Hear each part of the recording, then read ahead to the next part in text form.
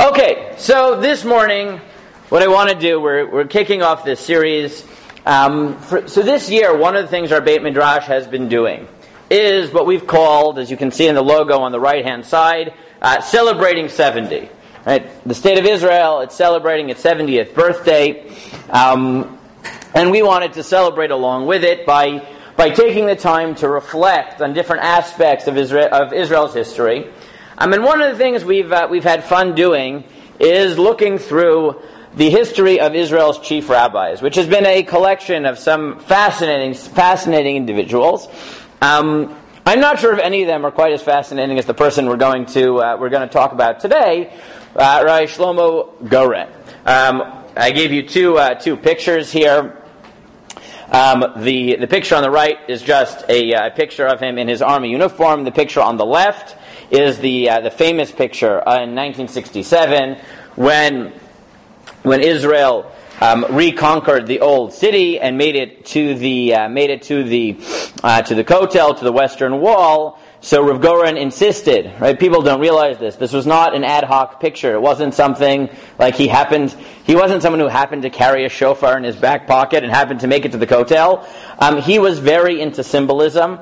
And planned this. And if you look carefully, you'll see that he doesn't actually have a helmet on his head, because he was also fearless and didn't really care that there were bullets flying overhead.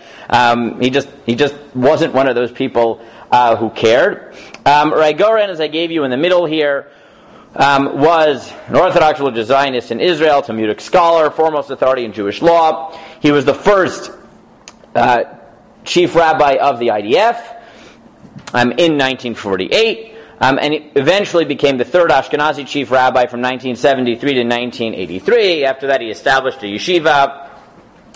He also served in several wars in the army. Fascinating personality. If you get the chance, if you want a really incredible book, I took it out of the Bathurst Clark library. I'm sure you can get it in Toronto or Vaughan or wherever. His autobiography, which was translated as With Might and Strength, really an incredible work to read. A little bit more about his biography. So he's born in Europe to a Hasidic family, but of the Zionist sects of Hasidut. And his parents, Meg Aliyah, moved to Israel before the state. They moved to the north. His father and their community were tasked with clearing the swamps.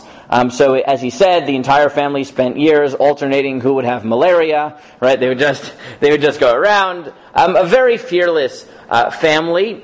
He was a child prodigy. He entered some of the most advanced yeshivot in Israel. At the age of 12, he entered Yeshivat Hebron at 12, where the average age was mid-20s to 30s, mastered the Talmud. If anyone's ever studied Talmud, you know it's a bit of a slow read.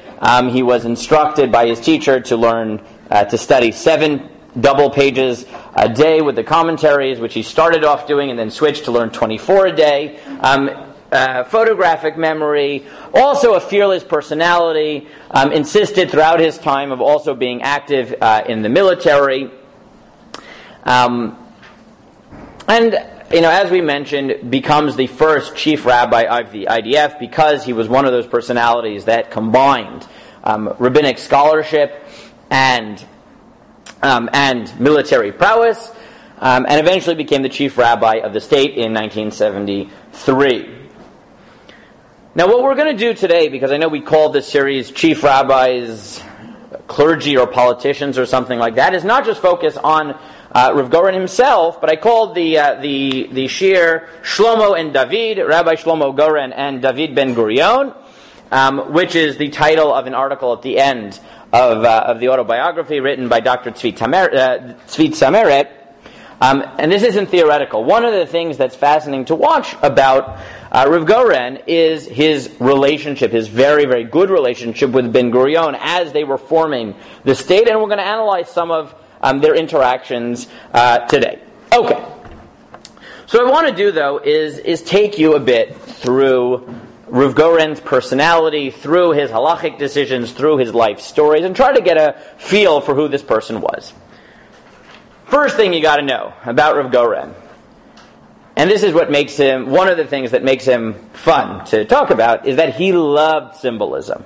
Right? Some people do things that are symbolic, don't even realize they're symbolic. But certain people really love symbolism, so they go out of their way to do cool things. Right? Things that will get you good pictures, like this. Right? At the blowing the shofar at the Kotel in the 6-Day War. I gave you a number one, my summary from Toronto Terra, from our weekly publication. But I think this story that I put here captures his symbolic, mystical personality. So here's the story. In 1956, a Jew visited Rabbi Goren and told him he had a dream. And so imagine the story. And what did he say? He was instructed to travel to Turkey to buy the horn of a specific type of ram to make a shofar. He was then to use this to make a large shofar for Rabbi Goren to blow on the top of Har Sinai, of Mount Sinai. This is what the person came and told him. He said, I had a dream. I had a dream that I'm supposed to make you this big shofar, this big horn, for you to blow on Mount Sinai. Rabbi Goren insisted against the man's wishes to pay him handsomely for the shofar. Right? So he actually shows up with this big, beautiful shofar, this big horn, big ram's horn. Considering the expense of traveling to Turkey to acquire the horn, at the time this was a fantastic dream, as Israel had no control over the Sinai desert. However, soon after this, Israel conquered the Sinai desert during the Kadesh campaign. When Rabbi Goren heard, despite the fact that he had no authorization, right, this was illegal, right, what did he do? He knew he had this shofar, and there was a dream that he was supposed to go to Mount Sinai and blow the shofar. He traveled with his jeep to Jebel Musa, which is a mountain in the Sinai desert, which many, including Rabbi Goren, believed is Mount Sinai. And he climbed the mountain. He records that he had to climb about 3,300 steps to reach the top of the mountain, a height of 2,285 meters in elevation. It was difficult, and he was crawling by the time he reached the top. However, he reached the top to blow the shofar and fulfill the dream. Right, so this is Rav Goren, right? He's a very mystical personality. He's very into symbols. And therefore, someone shows up at his door. Right? Someone showed up at my door with a big ram's horn. I'd say, first of all, I don't know how to blow it. I don't have the lung capacity. Second of all, I'm not climbing into any mountain anywhere. Right? I'm definitely not illegally. Right? I'm not hopping in a jeep, going in the middle of the Sinai desert, climbing up on top of a mountain and blowing a horn after crawling the last few hundred meters because I'm exhausted or dying of dehydration. It's not happening. But to Rav Goren, that was the most natural thing you could do. Similarly, in 1967, he decided to return. He decided he wanted to write a Sefer Torah on Mount Sinai. Right? What could be more symbolic than writing a Torah on the mountain that he believed was where we received the Torah? So in 1967, again, illegally, he goes up the mountain, he wrote the first letters of a Sefer Torah, and then he returned there again to complete the scroll. And if you want to see the pictures, I gave you the link here. The IDF, even though at the time it was illegal, right, it's become a legendary story of Rabbi Goren. You can see all these wonderful pictures. And I wrote that both of these incidents are part of a pattern in Rabbi Goren's life, on taking symbolism seriously and performing acts that captured the biblical proportions of the event occurring in the life of the young state of Israel. But why is this important? It's not just important because Rabbi Goren is a fascinating human being, but because part of what drove him to do symbolic acts was that he felt, now why do we plant flags on the moon? Right? Because we recognize it's one small step for, right? Why do we remember these phrases, right? One small step for man, giant leap forward for mankind, or whatever the exact phrase is. Why do we then do it and then plant an American flag on the moon? Because when we recognize we're in the middle of a historical process, we want to mark it. Because human beings, we respond to symbolism. Right? We are moved by symbolism, right? You think about it at a wedding, right? You're just waiting, right? It's Pavlovian, right? you hear the glass break, you say Mazel Tov. It doesn't matter if you're in a restaurant and someone drops a plate and it shatters, you say Mazel Tov. Right? It doesn't matter. We are so trained. There are certain moments in our life that are powerful, so we attach symbols to them, we respond to them. And if you want to make it clear, and you really feel that you're making history, then you mark it. And that's why the picture that I gave you here at the top left, when Israel reconquered the old city, Rabbi Goren said, the first person to reach has to be the chief rabbi of the IDF. It has to be. It has to be me. And I have to bring a shofar, which is the symbolic Jewish horn. And I need to blow it. And I don't care if there are bullets whizzing over my head. I don't care, as you can see, as I said before. I'm not wearing a helmet. You will get me there. Right? Everyone else, right? He tells the stories that everyone else is cowering. There are bullets flying. Everyone's scared they're going to die. They're terrified for him. They say, right, Goren, you can't go. Right? It's dangerous enough for the paratroopers in all their gear. You're holding a Sefer Torah and a shofar that doesn't arm you well against bullets. And he says, I don't care. Right? We're recapturing the Western Wall. I'm going to be there. We're going to blow the shofar. We're going to mark this. Now, it wasn't only Rabbi Goren who was into symbolism. Ben Gurion was also heavily invested in symbolism. And one of his pet projects, one of Ben Gurion's projects in life, if you skip to 3 for a moment, was what's called in Hebrew Ivrut. In English, the Hebraicization of names. I gave you the Wikipedia page. I don't have to read through all of it. I can summarize it outside, but in case you're interested in reading more, I gave it to you here. But what happened?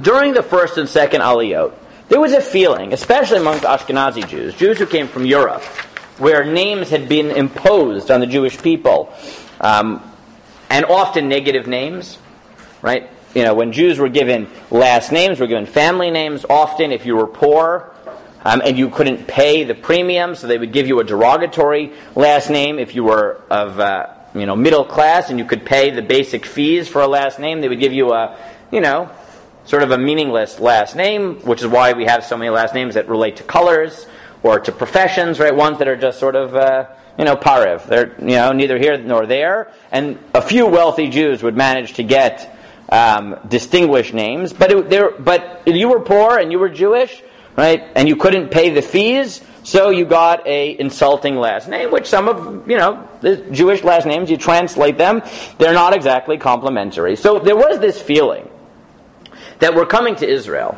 Our last names, good, bad, neutral, as it is, are symbolic of the fact that we were downtrodden. We were under the thumb of foreign powers. So Ben Gurion said, it's time, if we're coming back to Israel, we're rebuilding a land, we're becoming a nation, we need to do something that marks that. And he said, you know how we're going to do it? We're going to make Israeli names. Because our family names are our identity. Right? It's how we associate with our members of our family. It's why it's why I go around Toronto and people say, oh, I know your wife's grandparents. Right? I was at your in-law's wedding. Right? Because they know. Right? They know that my wife's grandparents are Shore, so they know my father-in-law and mother-in-law are Shore, and so they know whose wedding they were at. Right? We associate with our family through last names. So Ben Gurion himself was born Green, and became Ben Gurion. But he took it farther. Later on, he issued an order to the Israeli Defense Force soldiers. This is in 4, if you skip. This is the bolded part of number 4, where he wrote, it is desirable that every commanding officer, from squadron commander to chief of staff, should change his surname, whether German, English, Slavic, French, or foreign in general, to a Hebrew surname, in order to be a role model for his soldiers. The Israeli Defense Forces must be Hebrew in spirit, vision, and in all internal and external expressions. A binding order of the same issue was issued to the officials of the state in 1950. Right? It started as a suggestion. By 1950, it was law that diplomats who represented Israel abroad had to take on an Israeli name. They had to shed their diaspora last name, they had to take on an Israeli name. A committee for Hebrew names was established to supervise the implementation of the order, whose task was to assist and advise the choice of a Hebrew name. Now, there were some who opposed this. Right? There were some who opposed this. If you skip to 6, I gave you a quote from Moses Calvary in his book, Between Sowing and Harvest, where he wrote as follows: "Our names are a significant part of our history. Bearers of historical names are still alive and among us. The names of figures who mark our history, names like Sasportis or Benevisti, Abarbanel or Dan Yechia, Rappaport or Eibschitz. There's no reason to delete the chronicle of our national life. Let us preserve the faith of our fathers also in our revival. Do not betray our memories by radical action." And the text does not only relate to the famous, the variety of our names is a sign of our colorful history. A 2,000-year-old history whose traces cannot be wiped out light-handedly. Right? So there were some who said you can't do it. Right? Just because we're building a new state doesn't mean we wipe away our past. We bring our past into the future. But this was not Ben Gurion. Ben Gurion said, no, that's not right. That's not how the world works. We're starting a new era. We're turning over a new page. We need to do something symbolic to mark that. Now let's return to Rav Goren. How did Rav Goren become the chief rabbi of the IDF? So, 1947, he's functioning as the de facto rabbi of the pre-state forces. As the state is coming to an existence, the chief rabbis at the time, Rabbi Yitzchak HaLevi Herzog and Rav Ben Zion Meir Chai Uziel, suggest that he should become the official chief rabbi of the army, and they send him with a letter to that effect to Ben Gurion. And he hits it off with Ben Gurion. They got along very well. I put a link here later, I believe. Yes, I did. Later on, I put a link. You can see if your Hebrew is good, that there are subtitles to a ceremony honoring Rav Goren towards the end of his life, where Ben Gurion was present, and the two of them are reminiscing about these moments. You can actually see them talk about it if you're interested. It's a fascinating clip. But they have a great meeting, and Ben Gurion takes the advice of the chief rabbis to appoint Rabbi Goren as the chief rabbi of the army. But Rav Goren continues, "When I came into the meeting, my name was not Shlomo Goren. I was born Shlomo Goronchik. And as I left the meeting, the last thing he said, I was on my way out the door, and Ben Gurion turns to me and he says, 'What is this chick? Drop the chick.' And he said, I went in Goronchik, and I left Goren." Right? And that's how Rav Goren came into existence. But I think it's not an accident. Right? I don't think that the only reason that Rabbi Goren dropped the chick, right, was because it was very hard to say no to Ben Gurion. But I think it was because, as we already saw in the stories, changing names to mark a new era comes from a sensibility, a mystical sensibility, that symbols are important. Ben Gurion had that intuition on the political side, but Rabbi Goren's life represented on the religious side. And therefore, when Ben Gurion told Rabbi Goren, drop the chick, make your name sound more Israeli, I think it resonated with him. And why would it resonate with him? Why specifically the names? So if you go back to 2, it's not only Ben Gurion who had this intuition that names are particularly important when defining our identity. The Midrash in Vayikra Rabbah says as follows. Rabbi Yehuna stated in the name of Bar Kapara, Israel were redeemed from Egypt on account of 4 things. Right? The rabbis of Midrash want to know, in what merit did the Jews leave Egypt? Right? They didn't have the Torah. They didn't keep God's commands. So why did God want to redeem them? What did they do to deserve it? So the Midrash tells you several things. The first of which is because they did not change their names. They did not change their language. They did not go talebearing. And none of them were found to have been immoral. They did not change their name, having gone down as Reuven and Shimon as Reuben and Simeon, and having come up as Reuben and Simeon. They did not call Reuben Rufus, nor Judah Leon, nor Joseph Lestis, nor Benjamin Alexander. And the Midrash says that why do the Jews deserve to go out as Jews, as the descendants of Abraham, Isaac, Jacob, Sarah, Rebecca, Rachel, Leah? Why do they deserve that? Well, what did they do that made them Jewish? So the Midrash says, among other things, they kept their names. They may not have, right? It may have been minimal, right? As we know from later prophets, they were idol worshippers in Egypt. But despite that, there was something Jewish about them. They clung to their identity. Now, this traditionally means first names. But there were rabbinic thinkers, and I think the Rav Goren never articulated this position. Later rabbis did, and you skip, for example, to number 8. Rabbi Shlomo Aviner is a current leading rabbi in the religious Zionist community. He was not born Shlomo Aviner, which is about as Israeli Jewish sounding as you can get. He was born with a name that's a little bit less Jewish sounding. He was born Claude Langenauer, which, yeah, that sounds a little bit less Jewish. He was born in France. At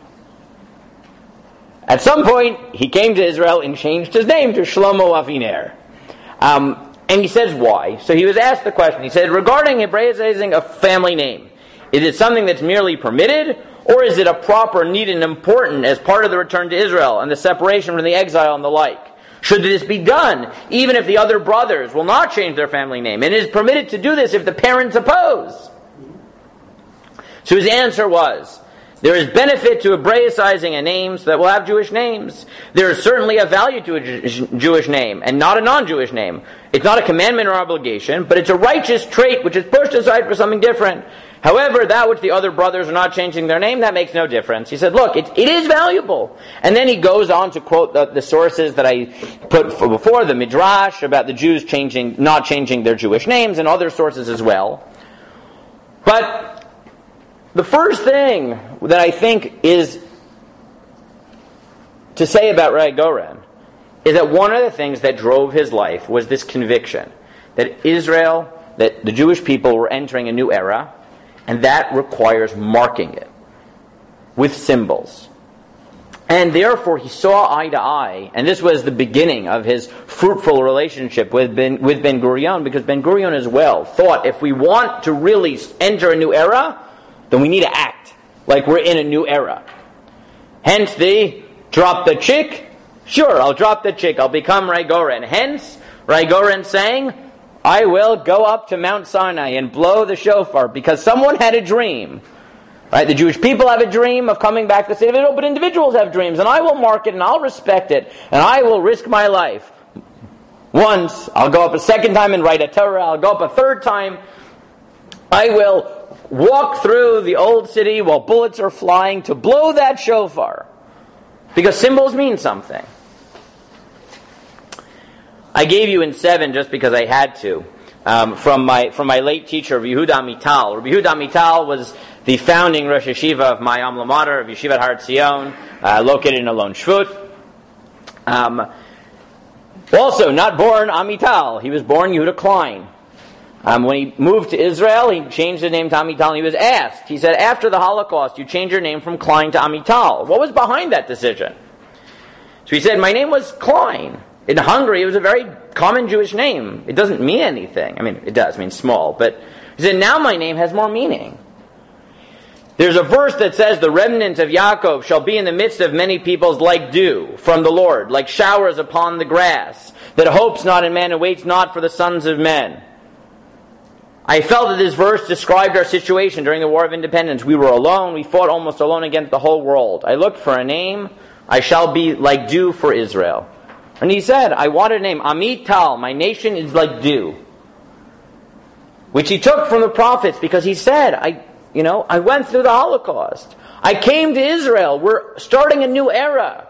The freshness, right? What the verses are drawing, that freshness. You wake up in your cottage, right, in camp, on a beautiful summer morning, in the mountain air, the mountain dew, there's that freshness. It feels like you've entered something new. It's just exhilarating.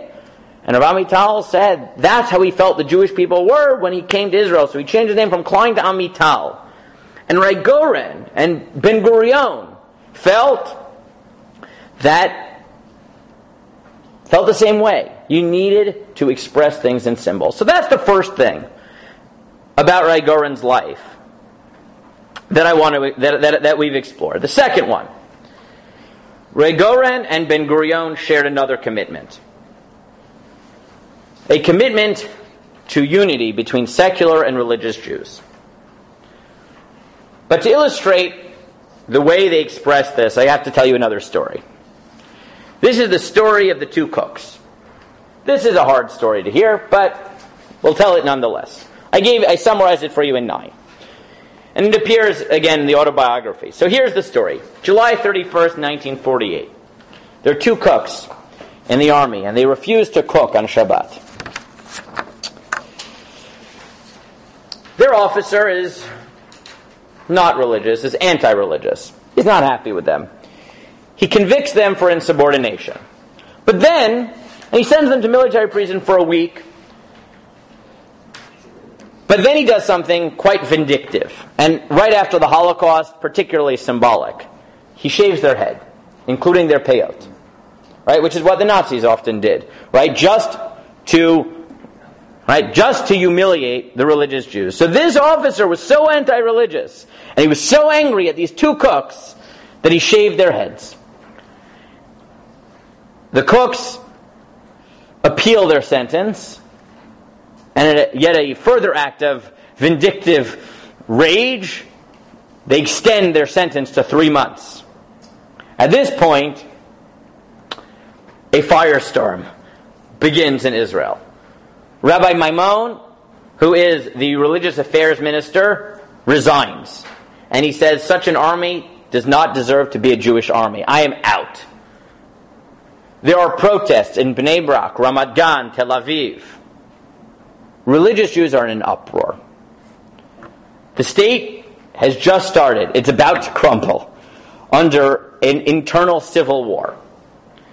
Ben Gurion says, we've got to stop this. So he instructs Staff Major General Yaakov Dori to issue a public statement saying, we will create a military rabbinate, and the military rabbinate will deal with these questions. Okay. So, calm is restored. Country is convinced that steps will be taken to make sure this never happens again. But, how's it not going to happen? So, there's a meeting of the cabinet, of high officials in the army, and they sit there and they say, well, what are we going to do? How are we going to prevent the next conflagration, the next explosion between religious and non-religious Jews? What are we going to do? So if I asked you, what would you do? Right? What would you do at that moment? What's your suggestion? Right? You're a cabinet member now. Right? You've got to respond to this previous horrible incident. You've got to plan for the future. What would you do? Get a committee. Right, so they have the committee. You're on the committee. Now what do you do? It's up to you. Make the suggestion on the committee. What do you do? Listen to both sides. And then do what? Listen to both sides and? Come to decisions. What decision? So one possibility is compromise. What's another possibility? Now that you're right and you're right. Yeah, so how would you do you're right and you're right? What would that look like? It's okay for rabbis. Yeah, but how would you do it? Right? Separate the units. Right? Say you're right. So there'll be religious units, there'll be non-religious units. So Rabbi Goren says, he recollects, he said, I got to the meeting. There were two opinions. Everybody versus me and Ben Gurion. The religious, for the first time in Israel's history, and maybe the last, all the religious cabinet members and all the secular ones and all the anti-religious ones agreed. They agreed, let's go our separate ways. And they were quite expressive. I gave you these wonderful quotes. Secular Aaron Sisling of Mapam. Here was his quote, or Reb Goren's recollection of it. He was ready to put all the religious soldiers in separate companies, platoons, battalions, and divisions to give them everything they wanted. Let them pray all day, every day, all week long. Let them eat cholent all week long. Do whatever they wanted on the condition that they let the non-religious soldiers do whatever they wanted. Right? The secular got up and said, look, I don't care what you do. Right? I don't care. Right? Daven, pray all day, keep Shabbat 7 days a week, eat cholent for breakfast, lunch, and dinner. I don't care, right? Gefilte, whatever you want, right? Whatever you want. Just leave us alone, right? Leave us alone to violate Shabbat, to have our ham for breakfast. I don't care, right? Just leave us alone. You leave us alone, we'll leave you alone. Everyone will be happy. The religious parties said, that's a great idea.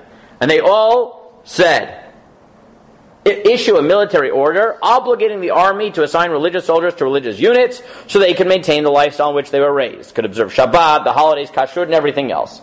So there was total agreement. The secular and the religious cabinet members said, let's just go our separate ways. You do what you want, we do what we want, I don't care. Just perfect! What's the problem? But then we're not a unified country. Right, what type of country is this? Right, Goren gets up there, and I gave it to you in bold. He yells at the religious ministers, and he said, what would the ramifications be of the religious soldiers being segregated in religious units? The result would be that the entire army wouldn't observe religious precepts, wouldn't eat kosher food, wouldn't observe Shabbat and holidays, wouldn't have any synagogues. Only the few special units would be defined as religious, have strictly kosher food, observe all the Shabbat laws, and have synagogues. Now that we had the right to establish our own state, now that we built the IDF, we had the right to demand that the entire army behave like a Jewish army. Right? Goren said, what are you doing? We just won the right to a state. Religious or not, a certain level of our traditions are part of being the Jewish people. You're going to give up on everything? You're just going to say, let the secular Jews do whatever they want, right? Cut themselves off from history, cut themselves off from the tradition, so that you are free to, daven in peace and have your Shabbat meals? You out of your minds. But then who decides? Who decides? So hold that thought. The question of who decides, hold that thought, because that's going to be important. Now, Rav Goren adds, right, it's not just that there'll be no religious identity. He says, furthermore, I gave this to you in 11. This is in the YouTube clip. He says, beyond that, you can't have two armies. Right? It's not just that the state needs, in his view, a halachic component to it, but also you can't have two armies. And he says very pragmatically, you don't divide an army based on religious outlook. You divide it based on military skill. Right?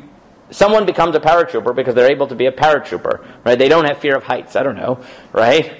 They become they enter tanks because they can fit into a tank. They can work under that pressure. They go into intelligence because they have a high IQ, because they're good with computers. Right? It doesn't matter whether you keep Shabbat, don't keep Shabbat, keep kashrut, don't keep kashrut, what standards you keep of kashrut. What does that have to do with it?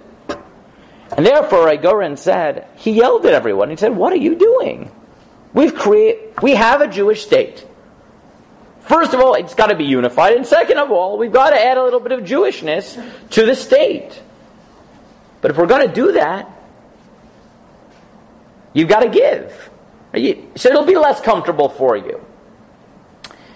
Ben Gurion came in, and Ben Gurion said, to quote in Hebrew first, he says, Yesh lanu am echad, tzava echad, midina achat, v'iyefshar lefatzel al pi hashkafa. We have one nation, one army, one state. We cannot split the army based on outlook. And as Rav Goren records it, Ben Gurion's word was law. It doesn't matter what happened.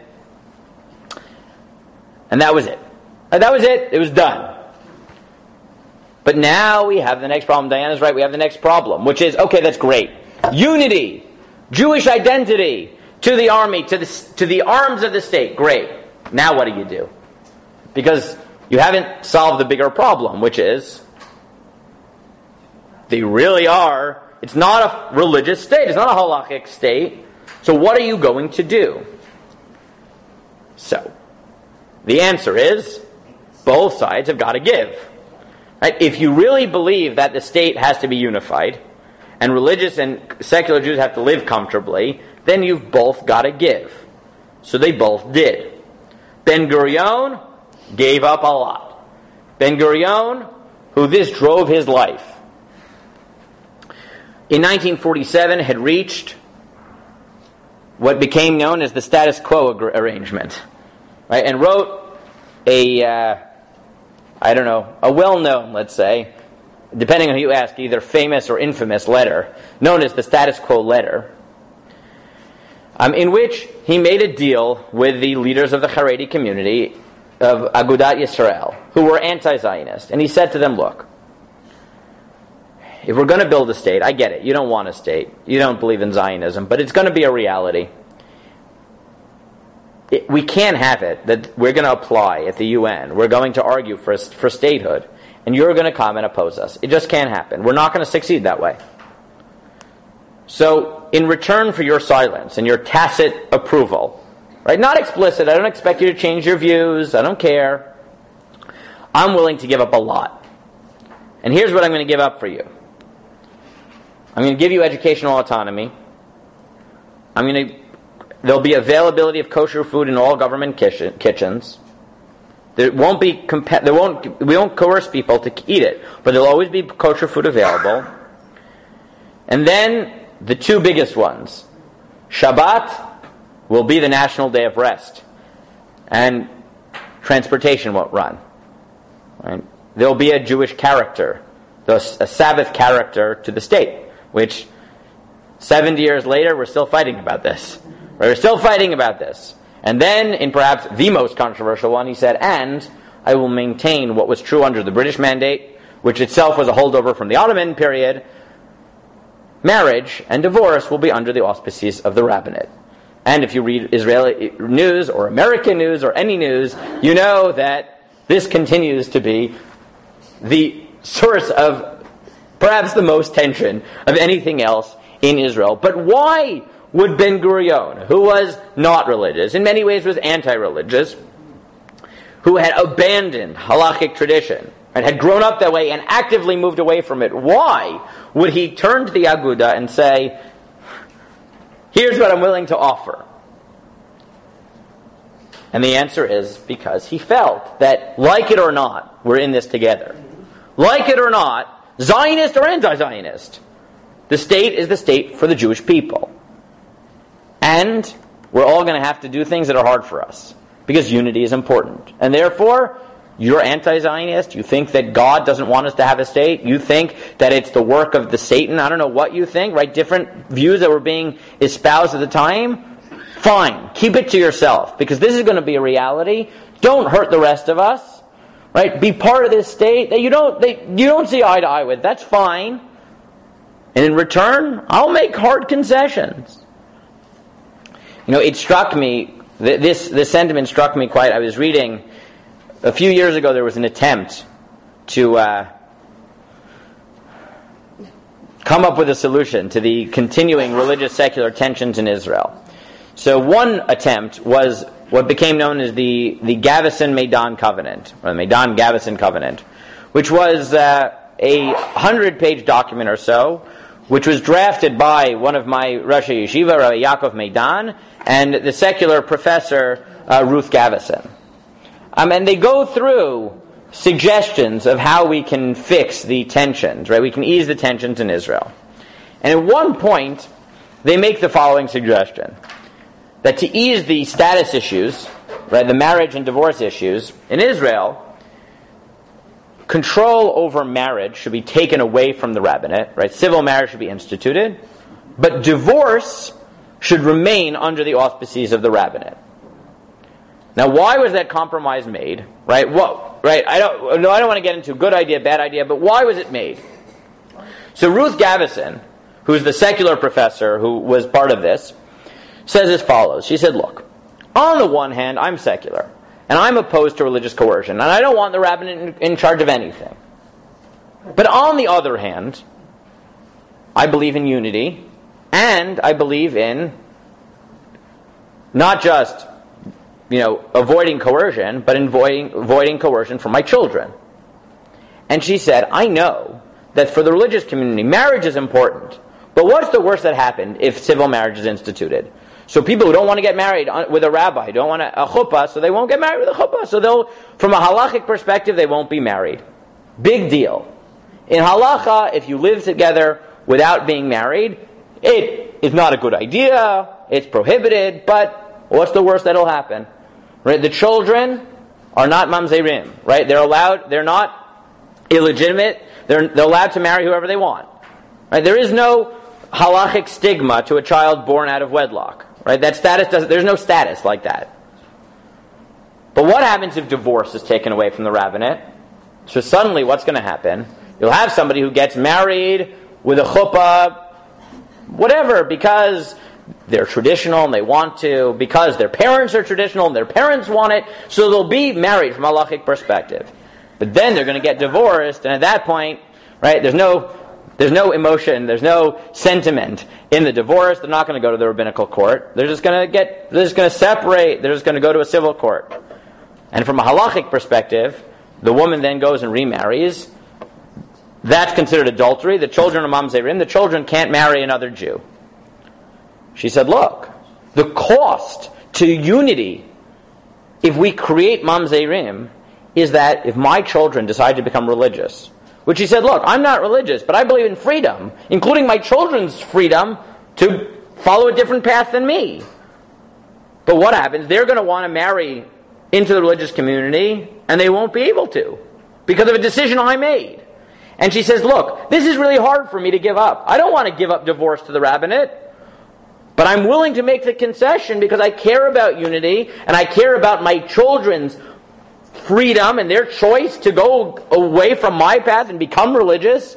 So I'm willing to take this. I'm willing to do it. I'm willing to give up something that's so hard for me to give up, and give up my autonomy. But that was Ben Gurion. Right? Ben Gurion said, I'm against I'm anti-religious. I don't want religious coercion. But I get it. Marriage is sensitive. If I don't give this to the religious community, they're not going to be in on this. And he said, I'm willing to do it. Now, why does he get along so well with Rav Goren? Because Rav Goren felt the same way. Right? Rav Goren said, it is critical that the state manage to survive unified.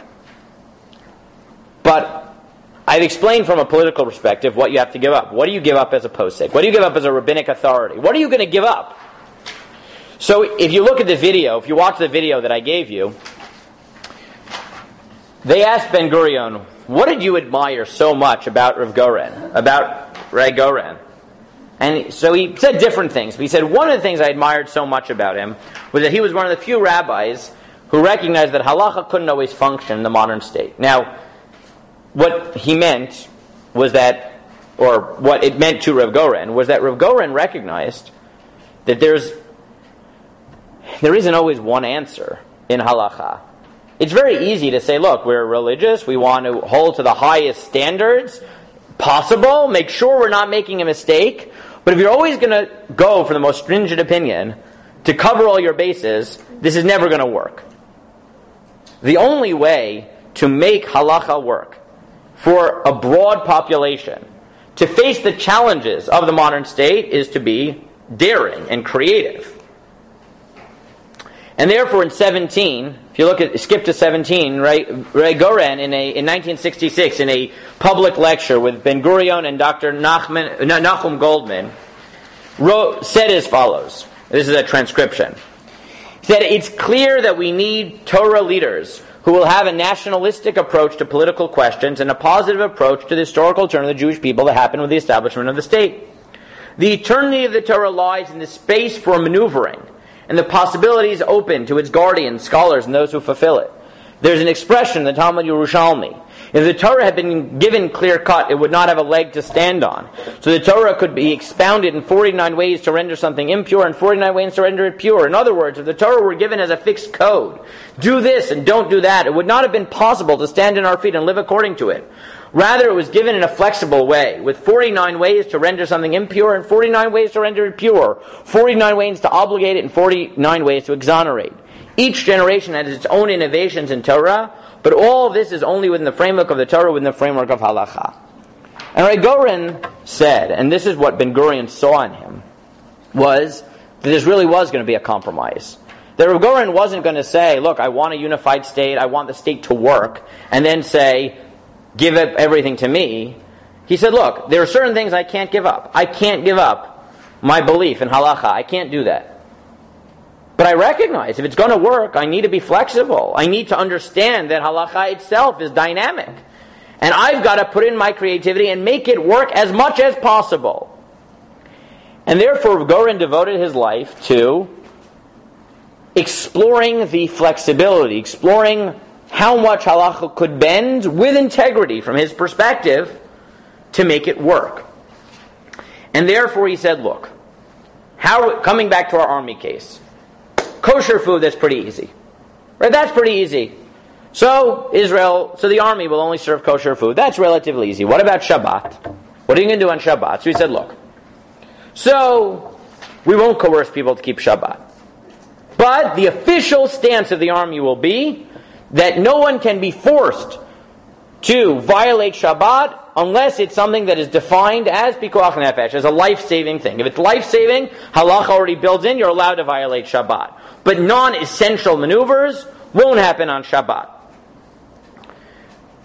What's defined as a non-essential maneuver? So Rabbi Goren spent his life expanding leniencies because it's not always so clear. Right? There are a lot of things that if I asked as an individual, we'd say that's not called life-saving. But if you ask a nation, it is. Right? So, for example, right, this came up in the context of police forces.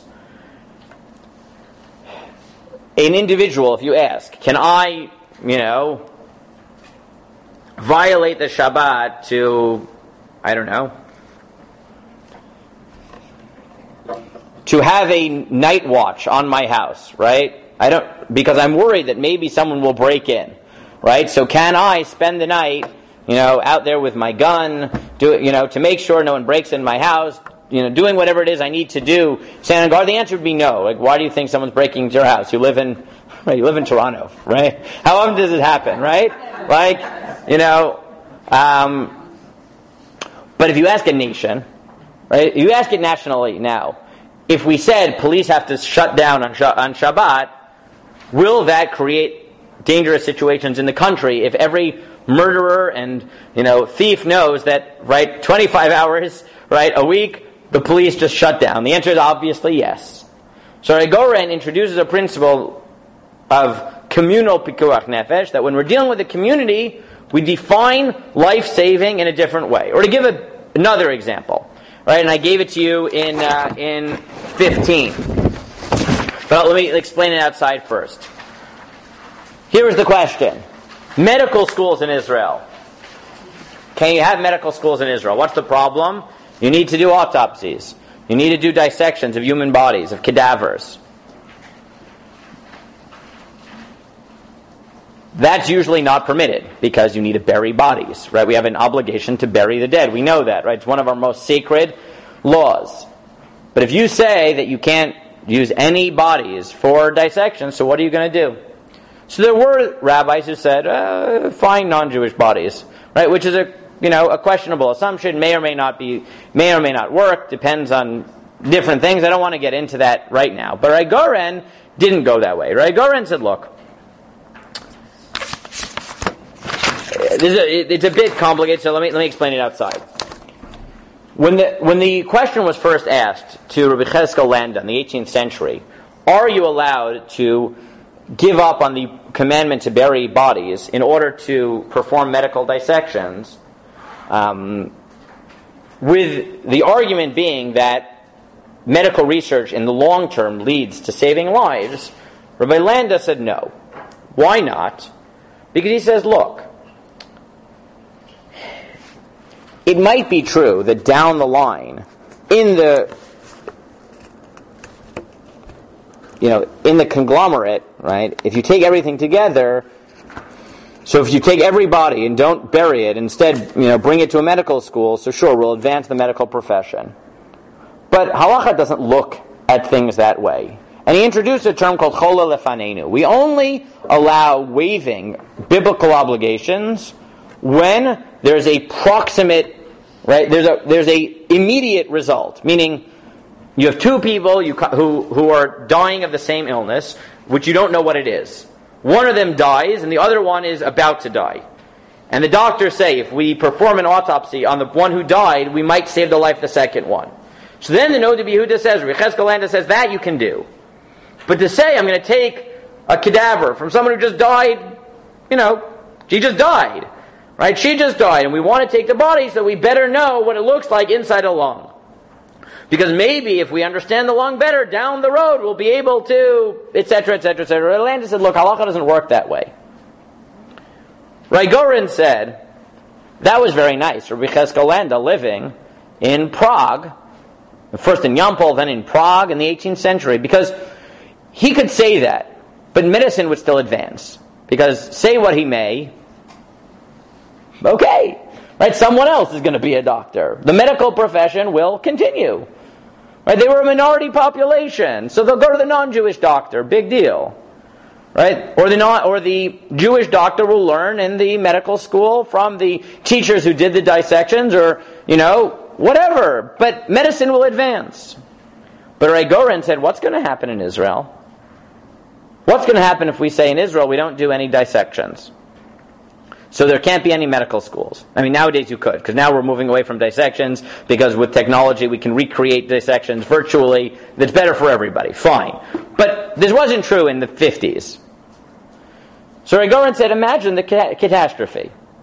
As it is, Israel has a problem in 2018, that it's a small country, so if you want to be a GP, so you can stay in Israel and go to medical school, you want to be a specialist in fertility, right? You've got to go somewhere else. So for a long time, the head of the department in Montreal, right, was an Israeli who had come to train under my wife's uncle in Ottawa, right? And he had become, right, like 3 years ago, he got called back to Israel to head up the department in Shaarei Tzedek. But for many years, he ended up here. Why? He wanted to be a specialist. Israel isn't big enough. It doesn't have specialties. So they go abroad. When they're abroad, they get offered a good job and they stay. But Rabbi Goren said, imagine you do that to the millionth degree. Right? You say we can't have medical school. So anyone who wants to be a doctor has to spend a few years abroad. Right? By that point, what's going to happen? They're staying there. Right? How many doctors are going to go train abroad and come back? And he said, when you're dealing with a nation, what's called saving lives is totally different. And therefore, he said, it's allowed. You can do dissections on cadavers, on Jewish cadavers, because when you view the country through a national lens, right, everything changes. And you see that what is Rav Goren putting into this? Rav Goren is saying, look, I need this country to work. I need it to work without relying on the non-religious Jews who don't care about halacha anyways. Right? Because Rav Goren could have said, look, there's so many doctors who don't care. Right? You know what? Let me just issue an order and say there won't be religious doctors, and anyone who doesn't care about halacha, so they'll do whatever they want, and they'll be doctors. But Rav Goren said, that's not how I work. My job is to say, we're building a Jewish state together. My job is to say, if we decide to stay unified, and every member of society, regardless of whether they keep halacha or not, is going to commit to being part of society, in the army, in the police forces, as doctors, as medical professionals of all sorts, as lawyers, as businessmen, as farmers, if I want us all to work together, then I, as a posek, need to come up for a way to explain how that's possible. And I'm going to do it. And that's why Rav Goren, and here we have two principles, right, that drove Rav Goren's life. One is his striving for unity, and two is his conviction that even if we all kept the Torah, even if we were all religious, the state could still survive. God, in His infinite wisdom, had put enough flexibility into the halachic system that it could work in modernity. And therefore, he got along with Ben Gurion because he said, Ben Gurion, you do your side, right? You make your political concessions, and I will make sure, then the rabbinic side, right? I make it possible too. I'll think creatively with you. I'll work in ways that maybe are less comfortable. Of course it would be more comfortable for the religious soldier to just say, I'm taking off on Shabbat, goodbye, I'm going home for a Shabbat meal, I'll come back on Sunday and you do whatever you want. Even with all the Shabbat policies in effect, still, it's so much nicer just to go to shul, to light candles with your family, to be home, right? It's still a sacrifice to say, no, you've got to be there, right? Because by saying the army will keep Shabbat, what you're also saying is you'd better stay, right? You don't get a buy for 25 hours.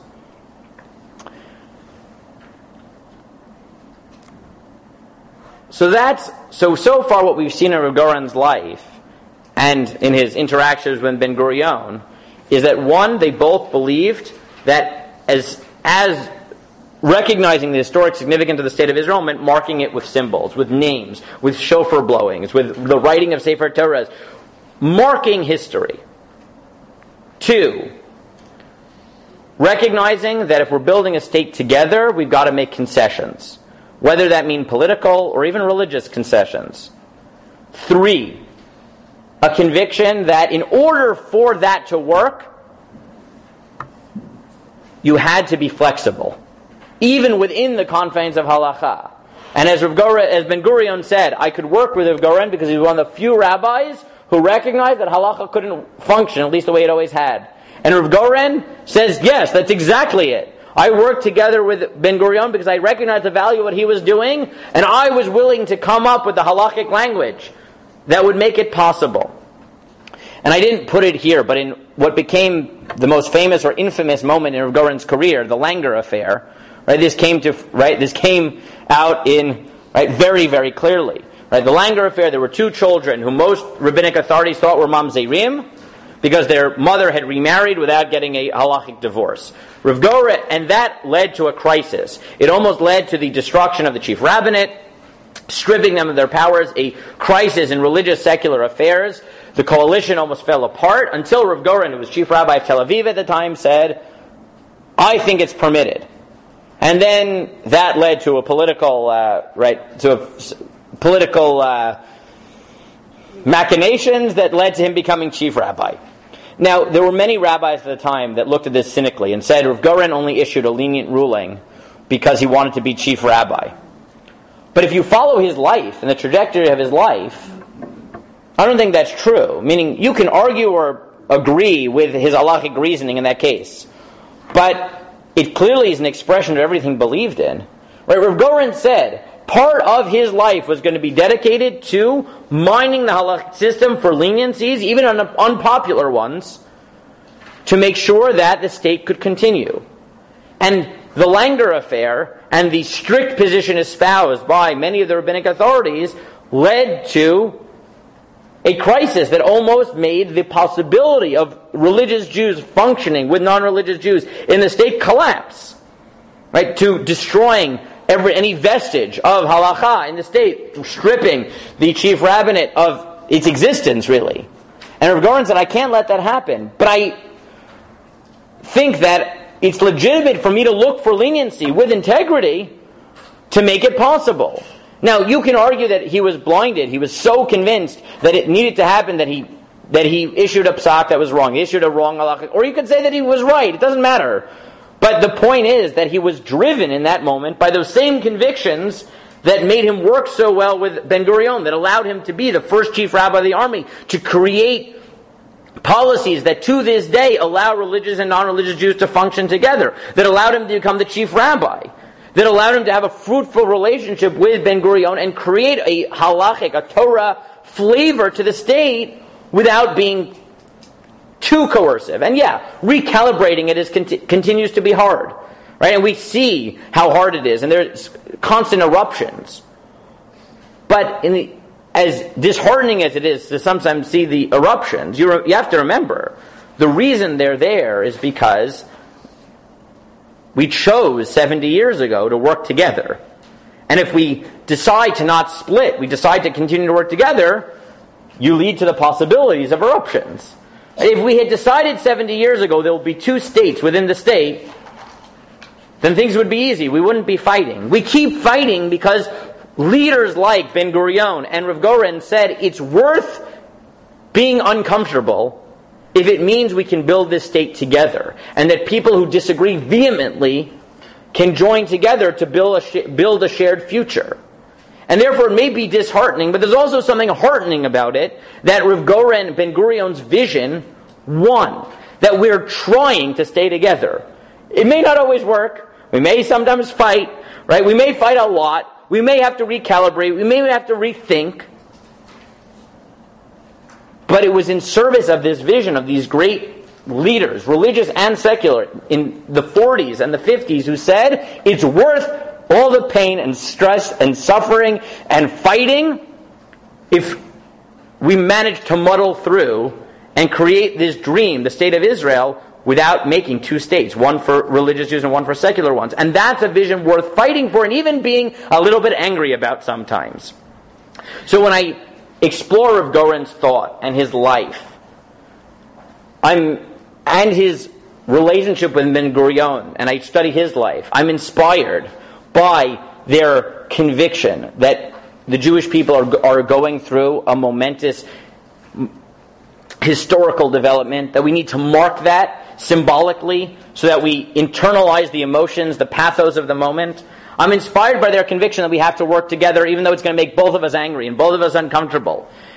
I'm inspired by their recognition that we have to be creative. We need to make concessions, because if we really want to create this Jewish state and work together, then something's got to give. And it gives me a little bit of hope that even as we fight and things heat up, as they always do perennially in Israel over these issues, the reason we're fighting is because we made that decision at that meeting in 1948 to not split and not say, you be comfortable, I'll be comfortable, you daven all day and eat cholent, and we'll do whatever we want. We made the decision to work together, knowing full well the tension it would cause, but saying, it's like our family. Right? We don't kick out the family members that sometimes annoy us because we want the family to stick together, and we just swallow it. Right?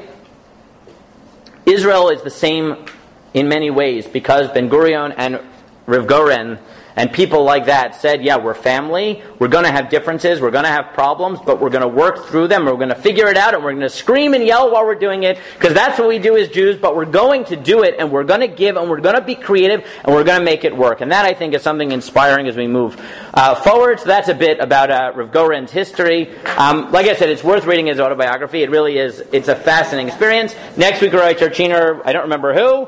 Again, if you haven't signed in, the sign sheets are in the back.